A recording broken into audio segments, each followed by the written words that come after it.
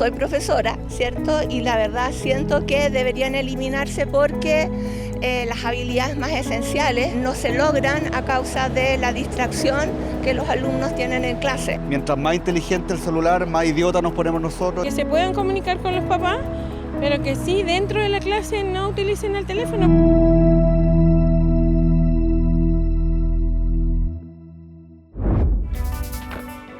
El Instituto Noruego de Salud Pública compartió un artículo analizando cómo el uso de teléfonos inteligentes dentro del aula afecta el bienestar y el aprendizaje de niños, niñas y adolescentes. Este estudio destaca que restringir el uso de celulares en clases tiene efectos positivos, mejora tanto la conducta individual como el rendimiento y la convivencia escolar. Según los hallazgos, la prohibición de estos dispositivos dentro de la sala de clases entregó una reducción del 29% en síntomas psicológicos entre los estudiantes, una disminución del 43% en los casos de bullying y una mejora en las calificaciones. Estos resultados respaldan las recomendaciones de UNESCO para proponer una regulación del uso de dispositivos móviles en las salas de clases. Países como Finlandia, Irlanda, Francia, Suecia, Italia ya han implementado estas medidas y en Chile también han comenzado a hacerlos algunas escuelas de manera autoconvocada y también en algunas áreas específicas. Destacando la división por rango etario, en la que, por ejemplo, de 0 a 6 años no se recomienda para nada fomentar el uso de celulares u otros dispositivos digitales. Es interesante revisar que, de acuerdo a la última versión de la radiografía digital de niños, niñas y adolescentes desarrollada por Claro ETR y Criteria, en Chile el 90% de los menores tiene un celular.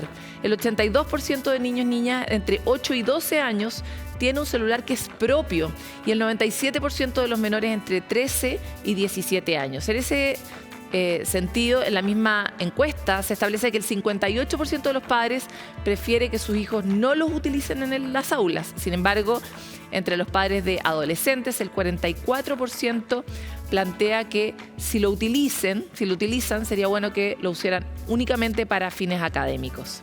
Es un debate actual que nos convoca a todos y todas, en especial si tenemos niños y niñas, donde la ciencia y la investigación ya han arrojado abundantes resultados que permiten constatar el impacto negativo que tienen estos dispositivos en un lugar tan central para el desarrollo y el crecimiento de personas como es la sala de clases.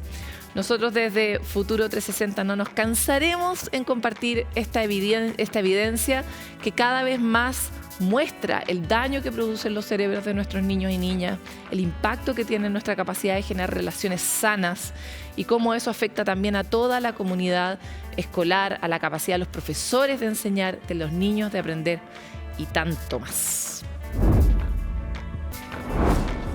En el marco de la conmemoración del Día Mundial de la Libertad de Prensa, que hace ya más de 30 años recorre el planeta y que ahora aterrizó en Chile durante este año, hubo un llamado a reflexionar sobre el impacto que tiene la crisis climática y la relación entre la posibilidad de resolver la crisis climática y la necesidad de expresar y contar esas historias sobre la crisis climática para que las soluciones puedan también encontrarse a nivel público, que no sea una discusión que quede debajo de la alfombra. En Futuro 360 tuvimos la oportunidad de conversar en ese marco con el actor y productor mexicano Gael García Bernal, quien además es un activista medioambiental que se ha dedicado a contar esas pequeñas historias de personas que tienen que cambiar y transformar su vida a propósito de esta crisis, la necesidad de poner en contexto de qué hablamos cuando hablamos de una crisis climática como una prioridad para la política pública que permita combatir el calentamiento global de una manera más sistémica y coordinada. Hablamos de eso y de mucho más en esta entrevista que les invito a ver a continuación. Tenemos la suerte de, en el marco del Día Internacional de la Libertad de Prensa, poder conversar un poquitito más en calma con un actor, activista ambiental, una persona que se ha metido en esta conversación tan relevante que es la de la transformación del medio ambiente y ojalá su conservación. Así que le quiero dar la bienvenida. Muchas gracias por estar con nosotros, Gael García. Ay, Paloma, gracias. Muchísimas gracias. ¿No? Encantado de poder hablar un poquito más y de poder profundizar tantito, por lo menos tantito, lo que se pueda, ¿no? A nosotros profundizar tantito es definitivamente lo que nos interesa, porque el tema que nos nos involucra a todos y a todas, es un tema muy profundo, muy complejo, que tiene muchas dimensiones. Y desde esa lógica me encantaría partir volviendo a hacerte la pregunta que te hice en la mañana, que es, ¿en qué momento a ti como que te cae la teja y dices, yo voy a hacer algo por los asuntos planetarios? ¿Qué te pasó? Sí, este ejercicio ya lo hice a conciencia en una columna que escribo para el periódico El País, que intenté como que de alguna manera escarbar en los comienzos, ¿no? Y hay muchos comienzos, porque no solo uno, ¿no? No es uno en particular, son diferentes cosas. Por ejemplo, van desde, me acuerdo del momento donde mi madre, yo estaba jugando con una monedita creo que era en aquel entonces habrá sido de 10 centavos. En México estaba muy chico, ¿no? Y me acuerdo que jugaba con ella, ¿no? Y de repente la tiré y la dejé ahí tirada, ¿no? O sea, como que me olvidé. Y mi madre me dijo, no, ¿cómo dejas la moneda ahí tirada? ¿No? Dije, pues no, 10 centavos, no. Dice, no, con estos 10 centavos alcanza para una tortilla para un niño pobre, ¿no? Y obviamente esas cosas que te dice la madre y que te lo pone así. Y por algo lo recuerdas fue hoy, como, digamos. wow, o sea, me impactó porque, claro, yo no tenía la conciencia de lo que eso de alguna manera importaba, lo mucho que le podía cambiar la vida a alguien. En fin, como ciertas cosas que esos despertares pues suceden mucho en la infancia de manera completamente inadvertida, ¿no? También la primera vez que logré estar en paz en un bosque, por ejemplo, o en un río, la primera vez que pude contemplar, que tuve ese espacio para conectar, la primera vez que tuve experiencias también psicodélicas, creciendo, o sea, la primera vez que hablaba con mis amigos acerca de cómo hacerlo, me tocaron los zapatistas, por ejemplo.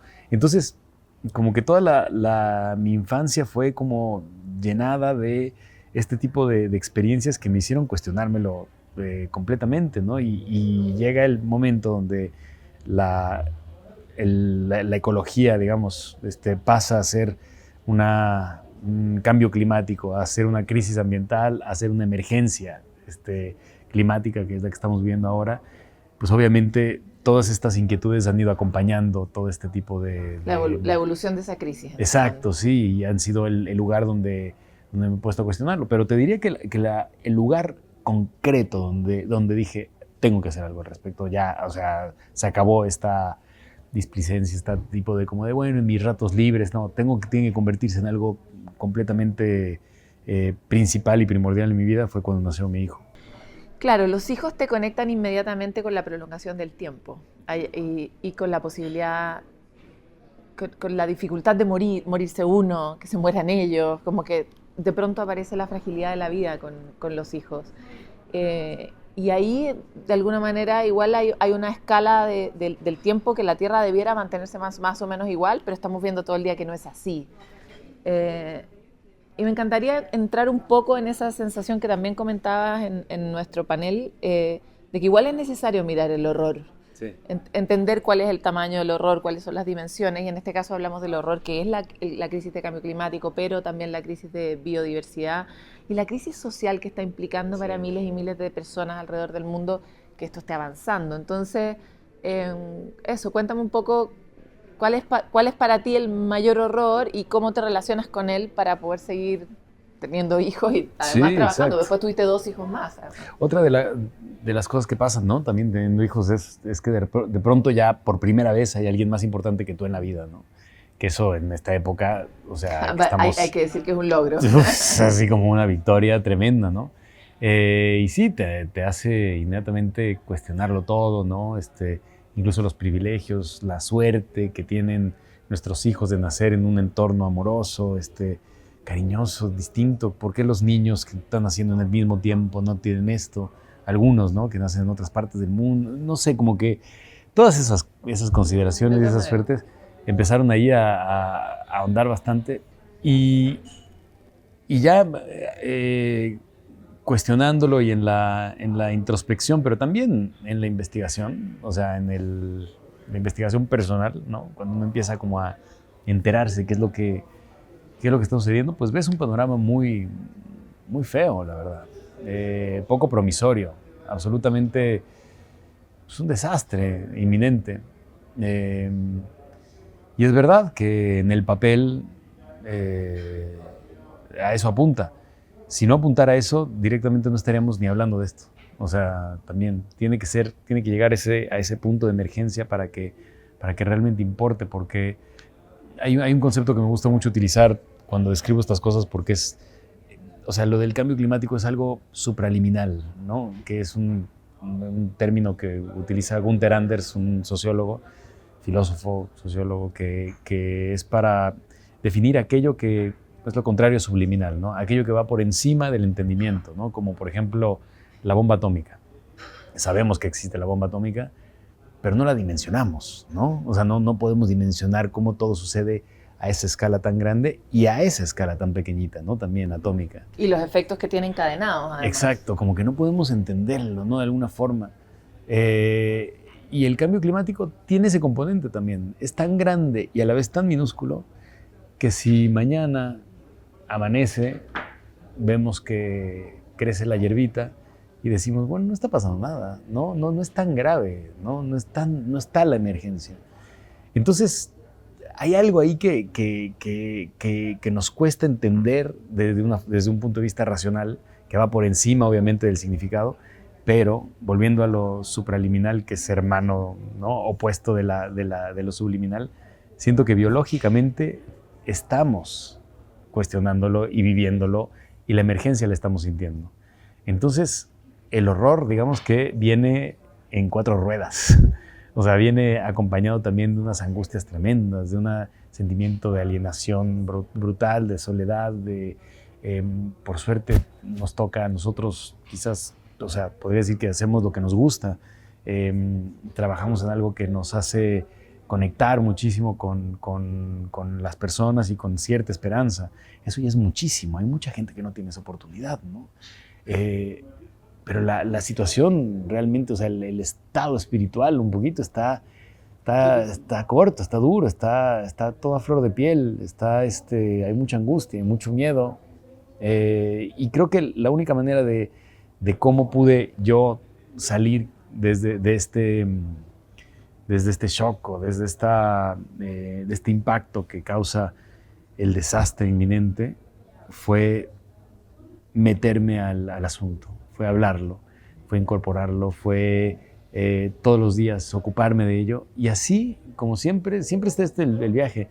Así comienza la esperanza. O sea, así comienza. Es muy linda esa historia que contabas, porque efectivamente, recolectando las historias de horror, uno termina encontrándose con mucha regeneración, con muchas personas que desarrollan una resiliencia impensada, con muchos amigos. Te das cuenta que lo que nos multiplica es más o menos similar, a pesar de que tú estás en un mundo y la otra persona está en el otro mundo. Y me encantaría si pudieras compartir con nosotros alguna de tus historias favoritas en esta materia, que den cuenta en el fondo de que si bien está todo muy difícil, también hay cosas que se están transformando y están dando la vuelta a la conciencia o a las nuevas posibilidades. Sí. Pues en todas las historias, o sea, todos los lugares que visitamos en estos documentales pequeños que hicimos que se llaman El Tema, a todos los lugares donde íbamos, siempre como que entrábamos en historias muy, muy fuertes, muy, muy complicadas, difíciles de... ¿Eran todas en México? Sí, eran todas en México. Era un poco como o sea, el objetivo del tema era para evidenciar y para investigar los efectos de la emergencia climática que están ya sucediendo en México e ir a los lugares donde estén sucediendo de primera línea, ¿no? Digamos, a la trinchera, pues, ¿no? Donde está pasando. Esto porque realmente, volviendo al punto, ¿no? O sea, emergencia climática, ok, que se trata de osos polares, pues no, claramente está sucediendo en los pueblos, en todos lados, y todo el mundo anda... Espérame, las fotos ahorita, después, porque si no distrae bastante, perdón.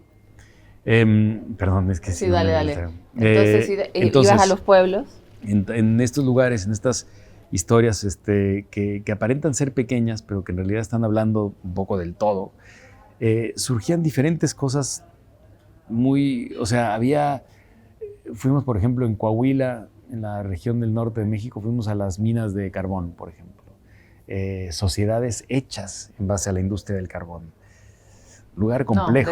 Desastrísimo. El aire, por ejemplo, cuando fuimos a la ciudad de Monterrey, que en ocasiones es mucho más contaminado el aire de la ciudad de Monterrey que de la Ciudad de México. Y es una ciudad hermosa, una ciudad que sopla el aire y que todo, pero hay una cantidad de pedreras y hay una refinería que trae toda la contaminación. Y hay mucha gente que está teniendo un montón de enfermedades que siempre se mencionan que son, no, bueno, o más bien, no se les, justo, no están asociadas. No se les asocia la contaminación. Es más bien como, diabetes, tal, asma, tal, no sé qué.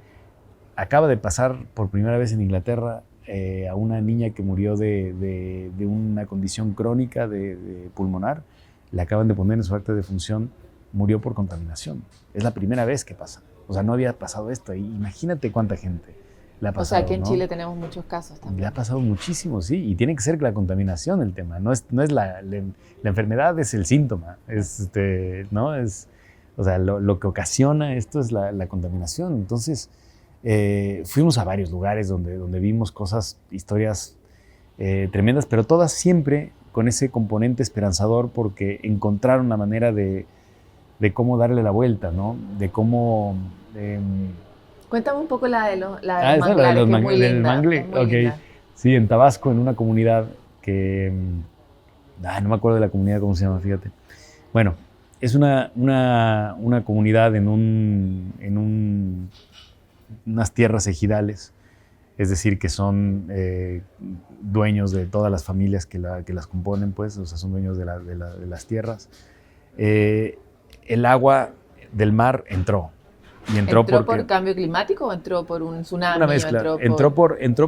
Es una mezcla entre el incremento del nivel del mar y aparte la industria petroquímica que rompió con la costa natural y rompió con todas las zonas de manglar que hacía que de alguna manera paraban, ¿no? Detenían esto, ¿no? Entonces, esta tierra quedó yerma, completamente salada, ¿no? Y ellos no sabían qué hacer. Estaban yo creo en una de las reflexiones más poéticas y artísticas que hay, que es acerca de cómo encontrarle esperanza en el absoluto desastre. Y dijeron, vamos a plantar lo único que crece aquí, que es el mangle. O sea, lo único que crece en agua salada es este árbol que se llama, bueno, que forma los manglares, que se llama el mangle. Y empezaron a plantarlo y empezaron a tratar de encontrarle usos al mangle como para que sea productivo y no los encontraban. O sea, les tomó tiempo, en realidad se tuvieron que adiestrar bastante, tuvieron que informarse mucho acerca de lo que era el mangle, qué pasaba, tal. Después le encontraron un uso maderero y demás, pero lo que se dieron cuenta es que estaban generando uno de los viveros más importantes del planeta. O sea, de una tierra completamente yerma estaban generando vida completamente. Y existe un programa en México impulsado por este gobierno que se llama Sembrando Vida, que no incluye al mangle, incluye árboles frutales, unos monocultivos gigantescos, tal. Pero ellos lo que se dan cuenta es que nosotros estamos sembrando vida, justamente. Estamos haciendo lugares donde está naciendo la vida, donde vienen los peces y desovan los peces. Aquí es donde surge esto, los anfibios, los reptiles, pájaros. Llegaron cantidad de los pájaros, cantidad de animales que llegaron. Benefició muchísimo a las comunidades aledañas, detuvo la subida del agua hacia otras comunidades, en fin, o sea, tuvo una cantidad de consecuencias hermosas. Y lo que decía en la conferencia, uno de los agricultores, bueno, de los campesinos dueños de esta tierra, dijo que empezó a tener una relación de amor con el mangle, se enamoró. Había que trabajarlo, había que hablar con el mangle y comprenderlo, ¿no? Dijo, me enamoré, no sé, surgió una relación de amistad, de cariño, filial. Yo entiendo el mangle y voy por la calle sabiendo que soy el único que lo entiende. Que habla con claro. el mangle. Y entonces empezó algo muy, muy lindo y esa es una gran postal para quedarse de cómo podemos desde cualquier entorno, cambiar las cosas, ¿no? Y a esa microescala pues, surgen unos cambios gigantescos que después ya tienen que ver con cambiar el sistema que es quien realmente está Total. contaminando. Oye, me encanta la idea del manglar desde el punto de vista de... Hemos sido muy soberbios como especie y nos hemos relacionado muy poco horizontalmente o dándole muy poca dignidad a quienes coexisten con nosotros, y con esto me refiero por supuesto a los insectos, a las plantas, a los animales, a los hongos, a los microorganismos en general. ¿Cómo ha cambiado desde que empezaste esta ruta y empezaste a comprender mejor cómo funcionan los ecosistemas, tu relación con la vida, con la otra vida que está con nosotros en el planeta? No, pues ha sido un trabajo constante y de mucha reflexión, de un montón de que ha cambiado muchísimo mi parecer y mi forma de entender las cosas, y la viene cambiando todos los días también. Amanezco distinto cada día, ¿no? En ese sentido. Espero que para bien, porque hay cosas que claramente ya sabemos, hay un consenso, hay que cambiar la forma en cómo entendemos la separación entre el ser humano y la naturaleza, ¿no? Esta división cartesiana, pues, que quizás fue la culminación de esa división, ¿no? De ese sometimiento del ser humano hacia la naturaleza, que deviene quizás de la época de la exploración o de la época del encuentro de distintos mundos, ¿no? Cuando la colonización europea en América, ahí es donde arranca como una especie de no sé, como de... Como de enajenación, ¿no? Hay una cosa sí, de explotar las cosas, de sacarle todo el recurso, ¿no? Expoliar lo que está allí, ¿no? Para financiar poder, guerras, en fin, un montón de cosas, ¿no? Hasta hoy. Hasta hoy todavía. Entonces mantenemos de alguna manera todavía esa sensación, o sea, todavía existe... Eso ha ido cambiando, ¿no? Pero, por ejemplo, en términos legales, todavía existen en muchas partes del mundo los terrenos que le llaman terrenos comunes o tierras naturales o tierras nacionales. Cada país tiene su manera de definirlo, que son lugares que nadie le da uso y que están ahí y qué tal, sin tomar en cuenta que hay gente que vive ahí también y que hay gente que cuida ese lugar, ¿no? Naturalmente. Pero eso, que se llaman como, son lugares que son todavía para explotar, ¿no? Entonces están ahí, ¿no? Cosas así, o sea, ese concepto es equivocadísimo, y desde esa macroescala hasta algo mucho más pequeño, donde por ejemplo, en nuestra cultura occidental se instaló la idea de que un jardín tiene que ser pasto. Ordenado, claro. ¿No? O sea, es así como no hay cosa más inglesa, más pretenciosa que eso. O sea, los ingleses llevaron esa terraformación a diferentes partes del mundo como concepto de jardín, y nosotros lo adoptamos completamente. O sea, lo tenemos como incorporadísimo. Un jardín tiene que tener pasto, claro, está así como tal. Si el pasto no es endémico de muchos lugares, o es otro tipo de pasto, no el pasto verde de césped, sí, claro, al estilo campo de golf, no, para nada. Entonces, hay muchas cosas que hay miles de formas de cómo abordar esto, y de cómo cambiar la forma de ver las cosas. Se necesita cambiar la forma de ver las cosas para poder emprender políticas de vida, políticas vitalistas, políticas también circulares, ¿no? Y eliminar muchas quizás de los términos que se utilizaron al principio de todo este tema de la ecología, ¿no? También, donde, por ejemplo, se hablaba de no hay recursos infinitos en un planeta finito, ¿no? Pues es que, a ver, o sea, si lo planteamos así, claro, claro que no lo hay, ¿no? Pero la lógica no es esa. O sea, el agua existe en el planeta y no se va a ningún lado. El agua está aquí y es un ciclo, exacto. Entonces, el petróleo, por ejemplo, pues sí, ese sí se acaba y tardará miles de millones de años en volver a ser petróleo, ¿no? Entonces, cuando lo entendemos así, cuando vemos esa cosa más circular que nos es difícil porque somos muy lineales, ¿no? Tenemos que entrar en otro tipo de pensamiento, en una cosa mucho más como, en una apreciación más poliédrica de la vida, sensorial, y no es fácil. No, obviamente. no, para nada. No es fácil, o sea, tampoco se trata de que todo el mundo tiene que hacer eso, o sea, cada quien lo tiene que descubrir también a su manera, ¿no? Claro, el asunto es que no hay tiempo, ¿no? Y tenemos unos hijos, y si las cosas van en el orden que deben ir, nosotros nos vamos a morir antes que ellos. y se van a tener que hacer cargo de esto que está pasando, ¿no? Sí. Y en ese sentido me encantaría saber cómo dónde están tus pensamientos de esperanza. Sí. ¿Dónde están esos? Porque me imagino dónde están los otros, ¿no? Pero... Sí. Pues hay, o sea, con todo y que los cambios son pequeños y que de alguna manera, digo, son de largo recorrido y que tienen que pasar varias cosas para que esto se dé, o sea, no existe la fórmula. Sí sabemos que hay cosas puntuales que pueden cambiar de la noche a la mañana y que pueden cambiar las cosas de forma radical. Por ejemplo, voy a mencionar una cosa práctica en la Ciudad de México. El 40% de la contaminación del aire viene de una refinería en Tula, Hidalgo, que es muy cerca de la Ciudad de México. ¿Cuánto arreglaríamos si quitamos esa refinería? O sea, ¿cuánto? ¿No? O sea, 40% de la contaminación. Es un montón, es muchísimo, es muchísimo. Aquí en Santiago me atrevo a decir, no sé, ¿cuánto se arreglaría la contaminación del aire si se implementaran o sea, de forma tajante, una cultura menos autocentrística, ¿no?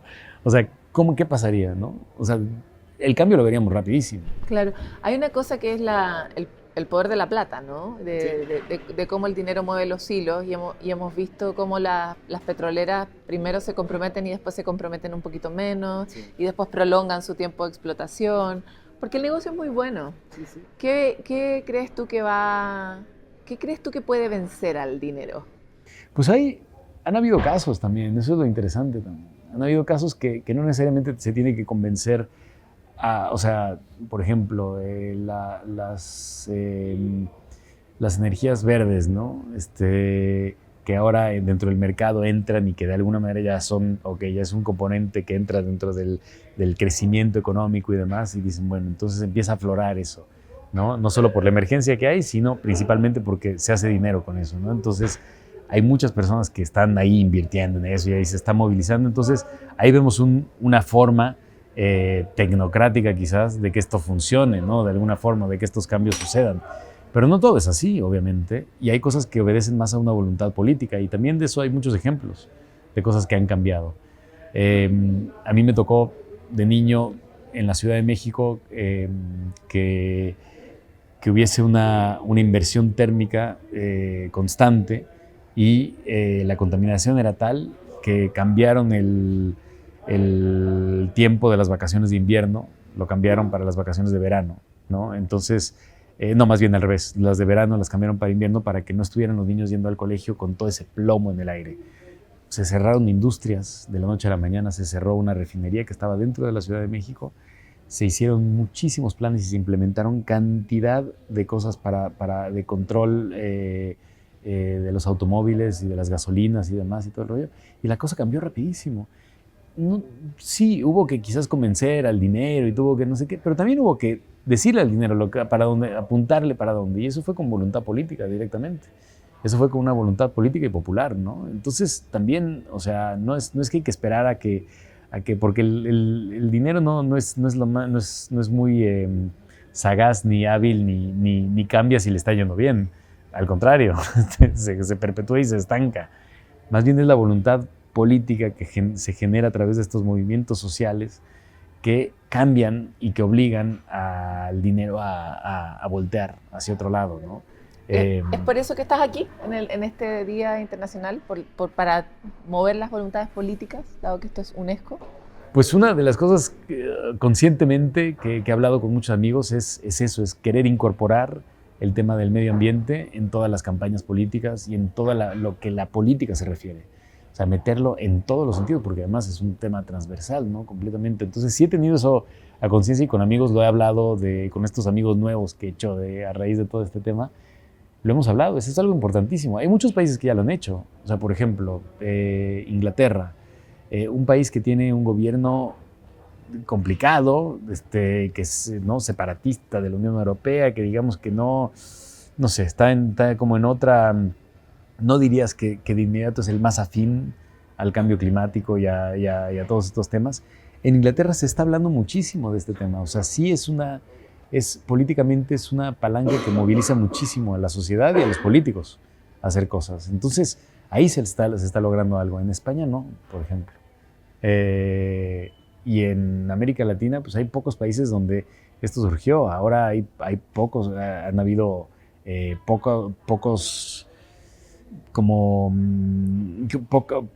sí, o sea, no ha habido oportunidad todavía de que gobiernos hablen abiertamente de este tema como un tema central. En Chile, es verdad, este gobierno ha hablado de este tema. En Colombia también se está medio hablando un poco. En Brasil, ¿no? Siendo un lugar central, se ha hablado de eso, pero también estuvo Bolsonaro, que es completamente no solo negacionista, es en contra de la naturaleza, ¿no? En contra de la vida, o sea, una política de la muerte, ¿no? Completamente. Pero ahora en México, en esta elección que viene, se está hablando del tema. Quizás no al nivel que debería de ser, no al nivel de la emergencia que esto debería tener, y no a la potencia que esto debería de tener, porque ocupa todos los temas. Al final de cuentas también lo sabemos, y este es un consenso a donde siempre llegamos también.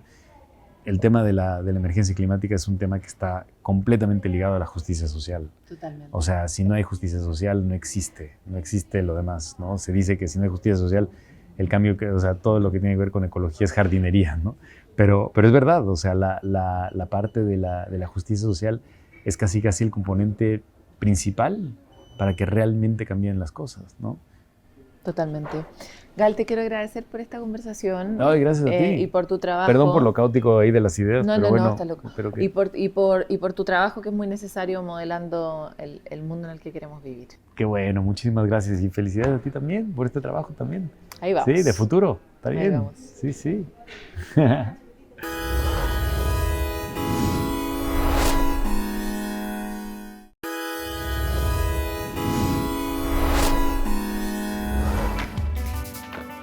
¿Sabían que no solo existen héroes y heroínas que están preocupados de rescatar la naturaleza, sino que también existen animales que hacen esta misma tarea de restaurar esos bosques que nosotros degradamos? Hoy vamos a hablar de un animal fantástico, un gran servidor de nuestro planeta, que es el tapir.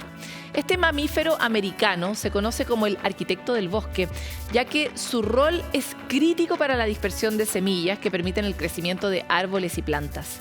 Estos ejemplares, que en Sudamérica habitan las zonas montañosas de Perú y Venezuela y también las zonas bajas cerca de los ríos, son conocidos por defecar mientras van recorriendo las distintas distancias de tierra en sus lugares, ¿no? En su hábitat. Bueno, lo mismo que haría cualquier animal, ¿no?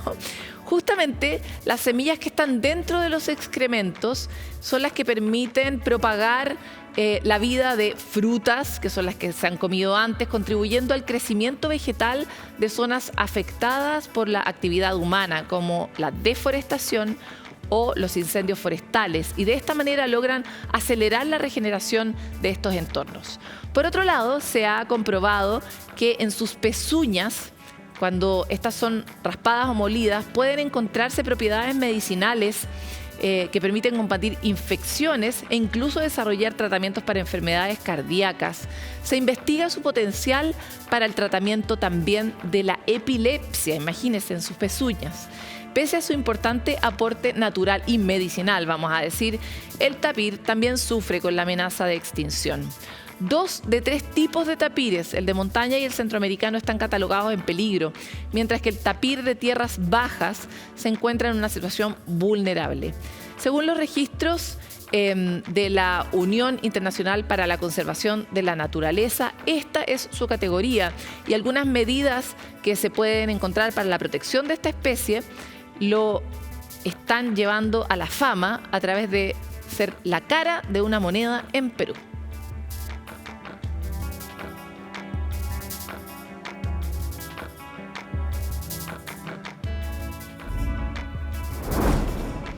Vamos a una pausa y volvemos con más.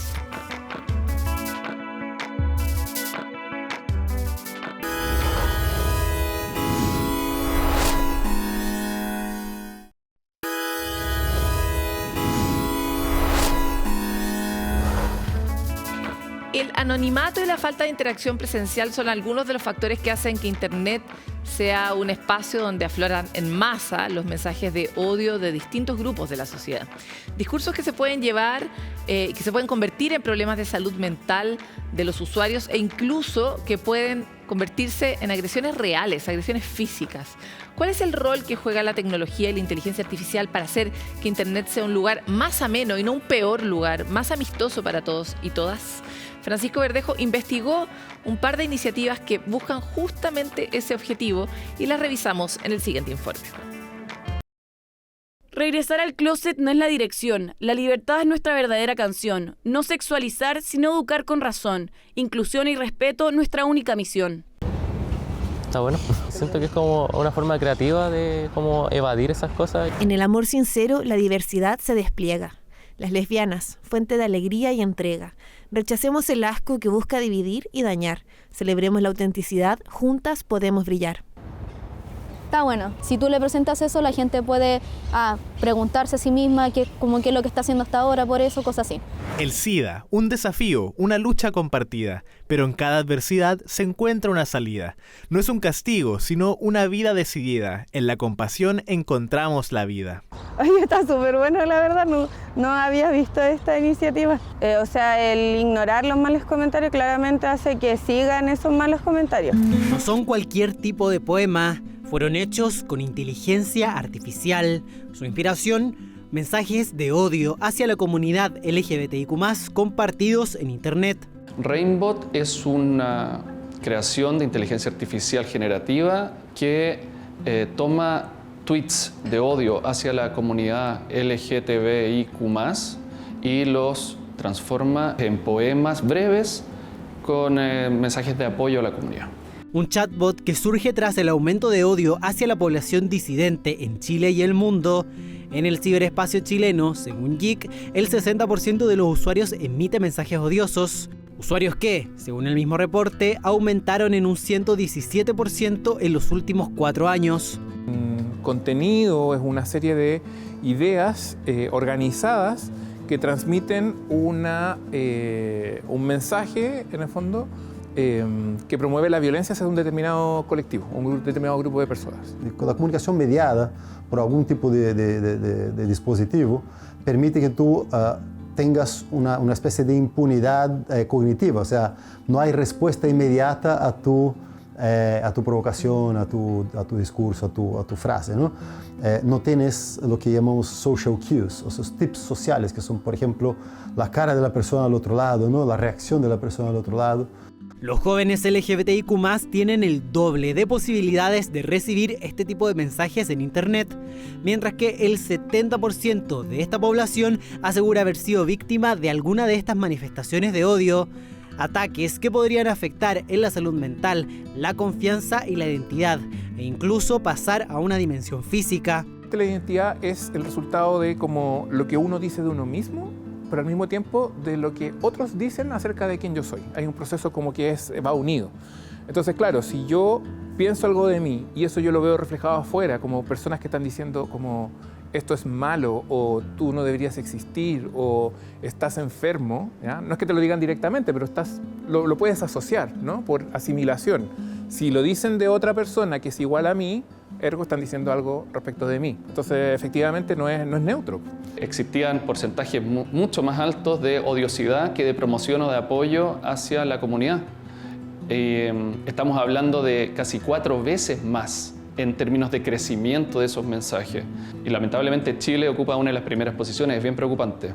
Por otro lado, la inteligencia artificial puede replicar los sesgos de la sociedad y de quienes programan estos modelos. Si la sociedad, o en este caso nosotros mismos, nos comportamos de una manera en redes sociales, eso se va a ver reflejado en el lenguaje que utilizamos, van a haber sesgos respecto a posturas, al contenido que vemos, se van a replicar prejuicios que quizás tenemos. Usuarios ya han denunciado que motores de inteligencia artificial han replicado estos mensajes, por lo que entrenar a estas herramientas con datos diversos y marcos éticos es la clave para que el odio no sea difundido por la tecnología. No nos vamos a deshacer de los sesgos, sino que tenemos que entenderlos, que tenemos que hacer ciencia que nos permita a nosotros identificar ¿Qué contexto es el que está en juego? ¿Qué impacto puede tener esto en las personas? Más que las herramientas actuar por sí mismas, para eso tienen que ir alimentándose de esa información y está en nosotros el ir estableciendo quizás esos límites en nuestras conversaciones también o en nuestras conversaciones digitales para que la información que ellos producen sea lo más objetiva posible. Pero, ¿qué debemos hacer en caso de detectar este tipo de mensajes en la web? Y no tomar actitud, digamos, precipitada, como por ejemplo cuando ves un discurso de odio y amplificar ese discurso de odio en vez de calmado, a ver, no tiene visibilidad, mejor denuncio, invito gente para bloquearlo, ¿no? En vez de responder. Otros motores de inteligencia artificial que buscan la igualdad y la inclusión son Riley, de la fundación The Trevor Project, que busca darle contención a jóvenes disidentes en momentos de una débil salud mental. Otro es Perspective, que identifica mensajes abusivos y los reporta entre moderadores de sitios web. Herramientas que, al igual que Rainbot, tienen un objetivo en común: habitar un ciberespacio más inclusivo y amistoso. En India los termómetros llegaron a marcar 46 grados en algunas regiones del norte y del este de este país debido a una mortal ola de calor que azota el país y ha generado un estado de alerta nacional por el incremento de atenciones médicas por golpes de calor o muertes por este motivo. Esto en pleno verano, donde se suele alcanzar un punto máximo de temperatura en mayo. Sin embargo, los científicos han pronosticado una extensión de los días calurosos debido a los efectos provocados por el fenómeno de El Niño. Al mismo tiempo, pero en nuestro continente americano, la historia es similar. En México atraviesan una ola de calor histórica desde el 17 de marzo y tras 2 meses bajo esta condición, los termómetros han llegado a marcar sobre los 45 grados Celsius. Desde esa fecha, las autoridades de México reportan más de 50 fallecidos y 956 lesiones relacionadas con altas temperaturas. Finalmente, expertos proyectan que al menos 3 olas de calor van a seguir ocurriendo en lo que resta el verano en esta parte del planeta.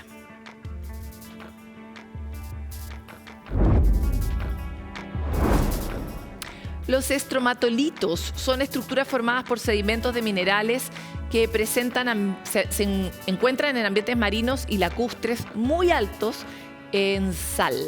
Con el paso del tiempo, estas estructuras se fosilizan y generan estromatolitos, qué bien lo digo, ¿no? Fósiles, los cuales son muy relevantes para el estudio de la microbiología porque fueron la primera evidencia del surgimiento de la vida en la Tierra. Un reciente hallazgo liderado por Davor Cotoras, académico de la Facultad de Ciencias Químicas y Farmacéuticas de la Universidad de Chile, abre una ventana hacia la pregunta sobre la vida microbiana, ya que su investigación logró encontrar estromatolitos en el Salar de Atacama, lugar donde no se habían descrito antes, no se habían identificado hasta ahora. Con esa información, los especialistas hacen un llamado a la acción para entender y proteger estos frágiles e importantes ecosistemas debido a su alto valor de conservación y también por ser un verdadero laboratorio natural para comprender cómo la vida surge y se desarrolla en lugares extremos. Y mientras tanto, le recomendamos a usted que cuando quiera hacer una prueba de claridad mental diga estromatolito.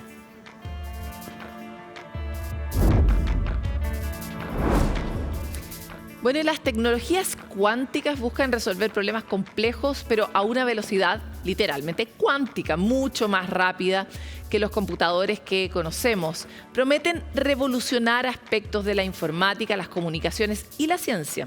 Es por esto que en Chile se ha puesto el desafío de ser el referente regional en este desarrollo tecnológico tras el anuncio hecho por el Ministerio de Ciencia, Tecnología, Conocimiento e Innovación, que creó la Comisión de Expertos en Tecnología Cuántica, en la que participan 8 integrantes, 5 de ellos representantes de las universidades que tienen una línea de investigación en esta materia. La comisión tuvo su primera sesión en el Palacio de la Moneda y en ella se revisaron los objetivos de trabajo, 15 recomendaciones respecto de la tecnología cuántica y una propuesta de organización de las próximas reuniones de la comisión que debería terminar en septiembre.